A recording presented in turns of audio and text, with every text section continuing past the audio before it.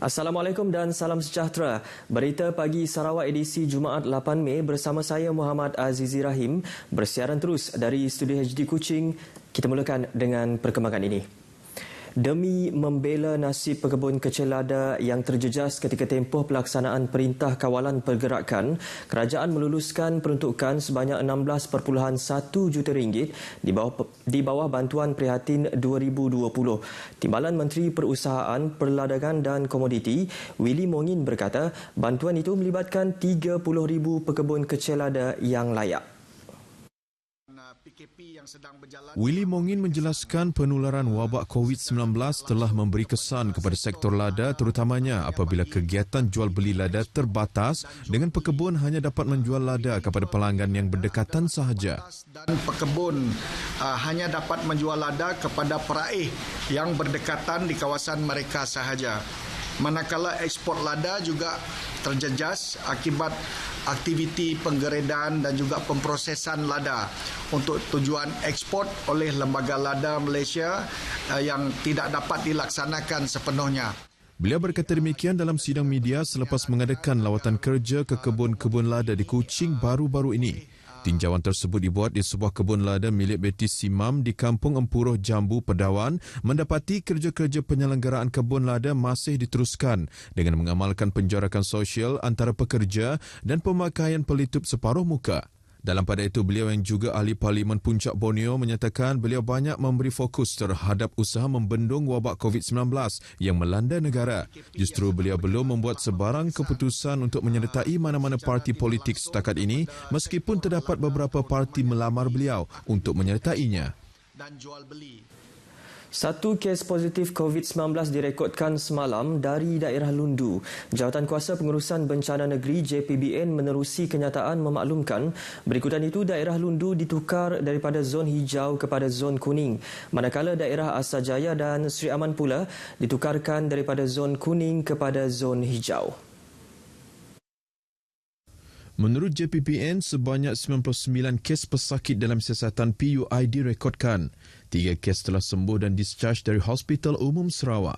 Sementara itu, seramai 313 orang lagi individu di bawah pengawasan didaftar masuk ke hotel. JPBN juga menambah baik garis panduan pengurusan rakyat Sarawak termasuk penuntut universiti dari luar negara, Semenanjung, Sabah dan Labuan akan dikuarantin dan akan diambil sampel pada hari ke-10. Individu terbabit akan dibenarkan pulang pada hari ke-14 sekiranya keputusan sampel negatif, manakala rakyat Sarawak termasuk penuntut universiti dari Semenanjung, Sabah dan Labuan dari kawasan hijau akan dibawa ke pusat kuarantin dan diambil sampel. JPBN juga menambah rakyat Sarawak termasuk penuntut yang balik dari Semenanjung, Sabah dan Labuan yang kediaman terakhir mereka di kawasan merah dan kuning akan diberikan stay home notice SHN dan diambil sampel pada hari ke-7. Sekiranya keputusan sampel adalah negatif, akan terus kekal menjalani kuarantin di rumah sehingga tamat tempoh 14 hari. Setakat semalam, Sarawak merekodkan 537 kes positif dengan 17 kematian sejak kes pertama dilaporkan 13 Mac lepas dengan 329 telah sembuh. Hampir 1,500 penuntut telah dihantar pulang menerusi program penghantaran pulang penuntut Institusi Pengajian Tinggi IPT Zon Sarawak yang dikoordinasi oleh Universiti Malaysia Sarawak UNIMAS. Kenyataan media UNIMAS memaklumkan penuntut IPT Zon Sarawak itu melibatkan IPT awam dan swasta yang terkandas di Kolej IPT masing-masing sejak PKP diumumkan pada pertengahan bulan Mac lepas. UNIMAS berkata proses penghantaran pulang para penuntut dibuat secara berperingkat bermula 30 April lepas dan memerlukan penjelasan yang padu kerana melibatkan semua penuntut seluruh Sarawak. Bagi UNIMAS sendiri, jumlah penuntut tempatan yang menetap sejak PKP dilaksanakan adalah lebih kurang 3,800 penuntut yang menetap di kampus dan luar kampus. Menurut kenyataan tersebut, kebajikan penuntut UNIMAS di luar kampus juga tidak akan diabaikan dan UNIMAS akan melakukan perancangan rapi dari semasa ke semasa dengan mematuhi penetapan prosedur operasi standard SOP terutama apabila ia melibatkan mereka yang berada di zon merah. Dalam perkembangan berkaitan, 495 orang penuntut Universiti Putra Malaysia UPM kampus Bintulu telah dihantar pulang sejak Sabtu 2 Mei lepas.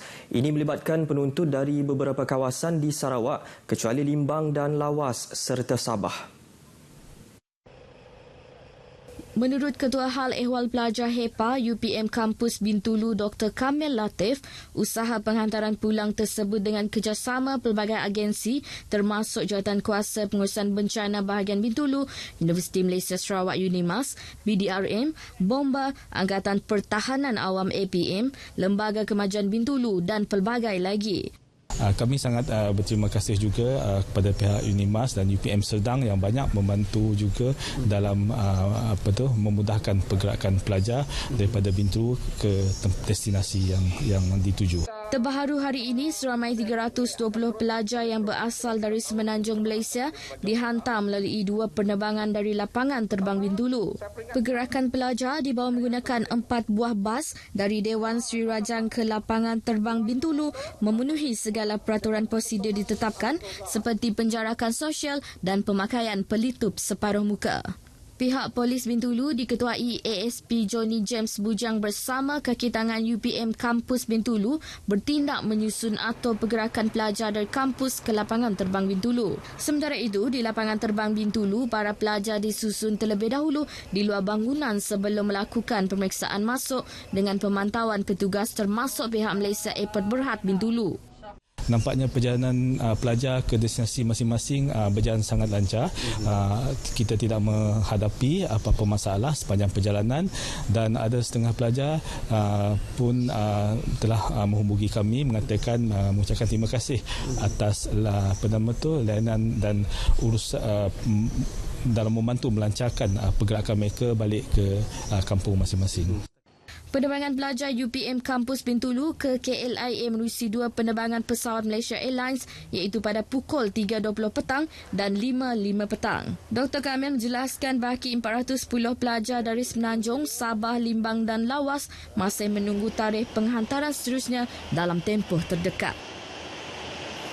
Kerjasama tinggi antara Angkatan Tentera Malaysia ATM dan Polis Diraja Malaysia PDRM sepanjang pelaksanaan PKP di Bintulu berjaya memastikan masyarakat setempat mematuhi PKP dengan baik.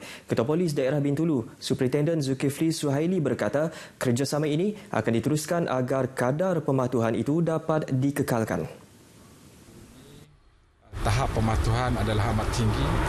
Daripada statistik yang kita lihat 99% dan kadang-kadang sehingga 99.5% pematuhan oleh masyarakat khususnya di Bintulu ini. Beliau berkata demikian kepada pemberita selepas melakukan tinjauan Sekatan Jalan Raya SJR di Jalan CBU bersama Panglima Brigade ke-31 Infantry Brigadier General Datuk Johnny Lim Eng Seng. Perkara sama turut dipersetujui Brigadier General Datuk Johnny Lim mengenai pergerakan orang ramai dan kenderaan di Bintulu yang dilihat pada tahap memuaskan. Penduduk-penduduk tempatan di Bintulu menjadi yakin tentang kehadiran dan kerjasama PDRM dan anggota tentera. Mereka telah dapat melihat sendiri betapa kesannya penugasan kami di PKP ini semenjak PKP 1 sehingga sekarang. Tambah beliau, semua anggota ATM dan PDRM akan terus bekerjasama memperjuangkan dan menjaga keselamatan negara semasa di bulan Ramadan ini. Saya ingin menyeru kepada anggota-anggota TDM dan juga PDRM untuk teruskan perjuangan kami. Kita laksanakan tugas mengikut arahan. Mereka menunjukkan dedikasi, sikap disiplin dan juga profesionalisme seperti yang telah dipamerkan semenjak PKP 1. Selesai tinjauan SJR di Jalan CBU, beliau dan Superintendent Zulkifli Suhaili sama-sama berbuka puasa dengan anggota yang bertugas. Kediaman milik seorang ahli parlimen di Jalan Nyiur, Kuching mengalami kerosakan kecil akibat kebakaran petang semalam. Menurut penolong pengarah operasi Jabatan Bomba dan Penyelamat Sarawak, Tiong Ling Hee, dalam kejadian tersebut, banglo 2 tingkat berkenaan terbakar 20%, melibatkan sebuah bilik di tingkat atas. Tiong Ling Hee menambah 5 penghuni termasuk ahli parlimen terbabit turut berada di rumah ketika kebakaran berlaku. Tiong memberitahu Pusat Gerakan Operasi Bomba Sarawak menerima panggilan kecemasan pada pukul 4.54 petang dan menggegaskan 8 anggota dari Balai Bomba dan Penyelamat BBP Tabuan Jaya dengan sebuah jentera untuk memadam kebakaran. Pasukan itu turut dibantu oleh 8 anggota dengan sebuah jentera dari BBP Batu Lintang serta 2 anggota dari unit bermotor bomba. Kebakaran berjaya dikawal pada pukul 5.18 petang. Tiada kemalangan jiwa dilaporkan dan punca kebakaran masih dalam siasatan.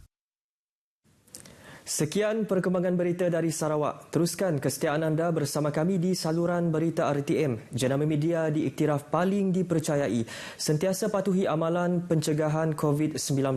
Jaga kebersihan diri anda, amalkan penjarakan sosial ketika berada di luar. Saya Muhammad Azizi Rahim. Salam hormat.